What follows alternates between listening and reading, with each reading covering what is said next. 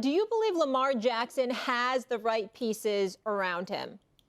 No, not yet. I mean, I think he needs better players. And it's not to say that Duvernay and Bateman and Andrews and these guys are scrubs. They can play. But I think that when you see who Lamar Jackson is and what he brings to the table, the reality is that the Ravens have put an awful lot on him. I give them a lot of credit because even though they got, they didn't win, they got to the postseason. They put off a fight against Cincinnati. Obviously, you don't have Lamar Jackson on the field and you get all of that, but it's clear that they need him to be the mercurial talent that he is in order for them to really, really make noise in the postseason. There's no doubt about that. And I think that when you look at the Ravens, on far too many occasions, we found ourselves lamenting that reality. When you look at them from the past, their defense was their signature. That was the staple with Ray Lewis and Ed Reed and T. Sizzle, Terrell Suggs and the crew. I mean, they were just something special, and everybody knew that. And so you just had to hold your own offensively, and they would do the rest. In this case, you're asking Lamar Jackson to be great. That's what you're asking of him to do, and you damn near require it because without him, you're going to be a respectable team who's going to go home early every time because you simply don't have enough. If that's how we look at this team and that's what we're able to say, I think it's clear that he doesn't have enough and he needs additional help. Well, he needs additional help. I don't disagree with Stevie on that. They could use a wide receiver. I'm with him 100%. But the problem with Lamar Jackson, he's got two problems. One, the way he plays the position, keeping him upright for 17 games and then 2 or 3 more in the playoffs, that's 20 games. That's asking too much. You can't run the ball and have the ball in your hands constantly, game after game after game, and stay healthy. He obviously didn't stay healthy this past season. He didn't stay healthy in 2021. Huntley had to finish up both years. You can't play 12 games a year and win a Super Bowl. That's difficult. That's the first problem. The second problem is he's only won 1 playoff game. And you can sit there and say, well, he doesn't have a wide receiver. He doesn't have this. And the bottom line is he's won 1 playoff game. Okay, he won a game in Tennessee. He scored 20 points. He did nothing in Buffalo. He did nothing against the Chargers. He didn't do anything against Tennessee, whether that's schematic, whether that's players around him, or his own failure as a quarterback. Whatever it might be, the facts are the facts. You've won 1 playoff game. Daniel Jones has won 1 playoff game. He's won his same amount of playoff games as Daniel Jones. And he's had 2 or 3 opportunities to win more. So health and his ability in the pocket to throw the ball down the field when everybody in the ballpark knows that's what you have to do. He hasn't shown he can do that yet. That's just being fair. That's not being outlandish. That's not trying to pick on him. It's being fair. Health and throwing the ball in the pocket in a big playoff game in a big spot where they take that running game away. He hasn't shown he can do that yet.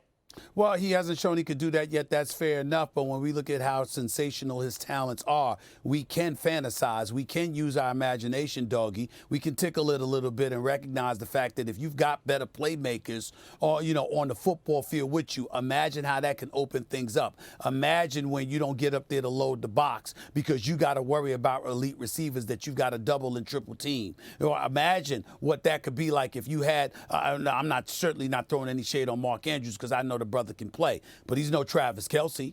All right. The fact of the matter is that, again, when you talk about Lamar Jackson, you make those valid points. There's no disagreement here.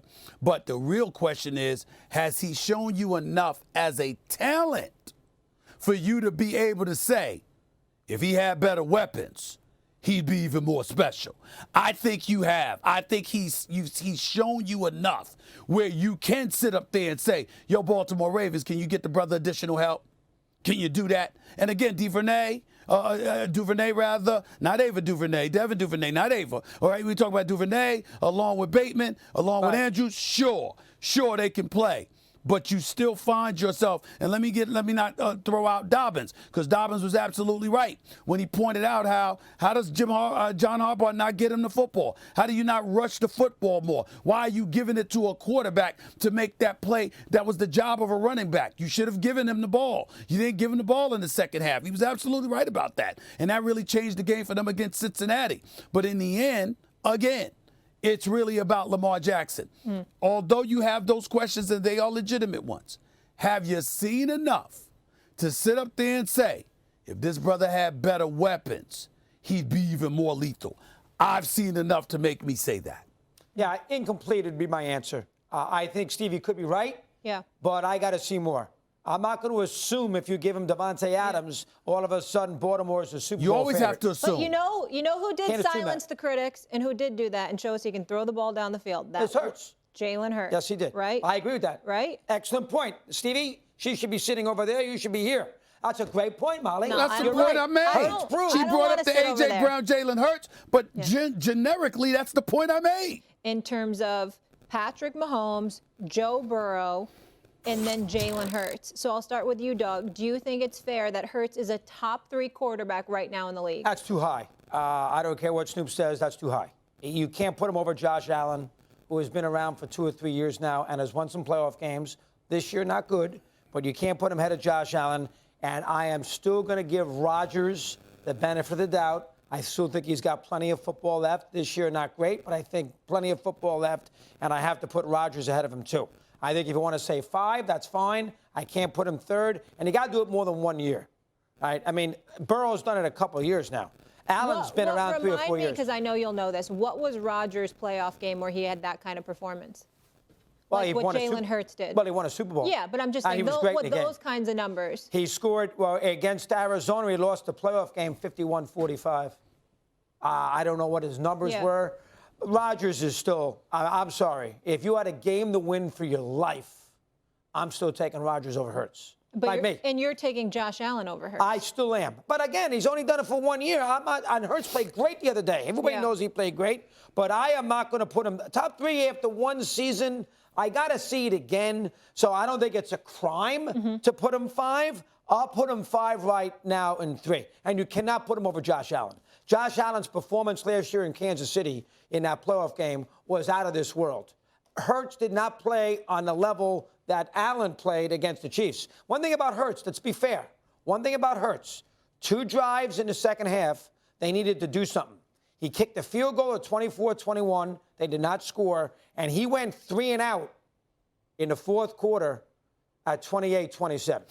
He went 3 and out in the fourth quarter.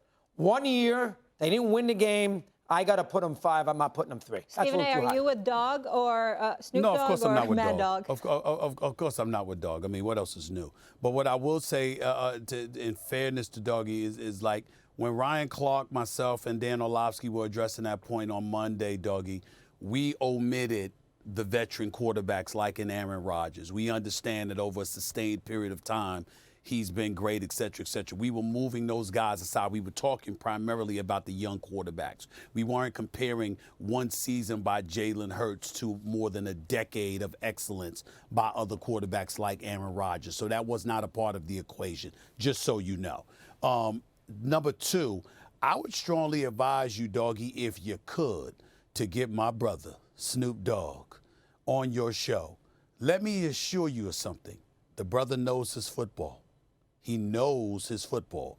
He talks of what he knows, okay? Even when you disagree with him, you will find him to be incredibly knowledgeable. He's not one of these people that just watches and spectates. He really studies the sport. He coaches and teaches young kids to play football. This is what he does. So he knows what he's talking about, and I think that you would enjoy talking to him. You'd have a blast talking to him, and you'd be very, very surprised by his knowledge. This is my brother, and by the way, appreciate the love from Snoop Dogg because he's always watching First Take, and he's always supporting the show, just like I support him. I love that brother, and I appreciate the hell out of him. Having said all of that, he also happens to be right in this particular situation, and here's why. Here's why I can take Jalen Hurts, and I can put him over a Josh Allen at this particular moment in time without throwing any shade on Josh Allen because I really, really like him, and I know that he's great. But he's up and down, Doggy.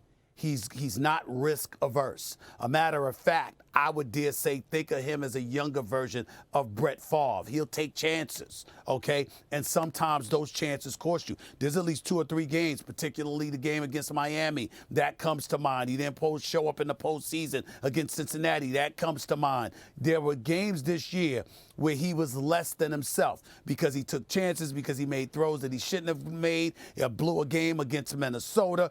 All you got to do is snap the ball and move an inch, for crying out loud, and take a knee, and you win the damn game and you bobble the snap. Now, I understand that these things happen, and that's not indicative of his greatness. We get that too. But you do find yourself on many occasions looking at Josh Allen and saying, why'd you make that play? Why'd you make that decision? Why'd you throw that pass? That's not the wisest thing to do. We didn't find ourselves looking at Jalen Hurts this year doing those kind of things. He worked on his game in the offseason. He elevated, did a complete 180, elevated his stature big time. We know how effective he can run with the football. We also saw him throw dimes on the biggest stage. He played, some would say he outplayed Patrick Mahomes in the Super Bowl, because if it wasn't, now he messed up with the fumble. He fumbled the ball and it got returned for a touchdown. But look at his throws, look at his decision making, look at the dimes he was throwing, look at the way he ran with the football, look at the biggest stage he was on, and then take into account the fact that in the 15 games he played this year, they were 14-1. Look at what the Eagles looked like without him. So when you say to me, excuse me, I can't put him above Joe Burrow, I'm sorry, not Joe Burrow, Josh Allen. Oh, hell yes, you can. For this particular moment, you can't put him ahead of Aaron Rodgers, because that's sustained excellence over a decade plus. Just like we wouldn't put him over Tom Brady and others, because it's sustained excellence. One season does not a career make. But just like you could point to Josh Allen's performance in the playoffs and his performance from the previous season in Buffalo, which had them as the favorites coming into this season, I could point to what we've seen from Jalen Hurts. And by the way, Josh Allen didn't go 14-1 over 15 games, and he didn't guide his team to a Super Bowl.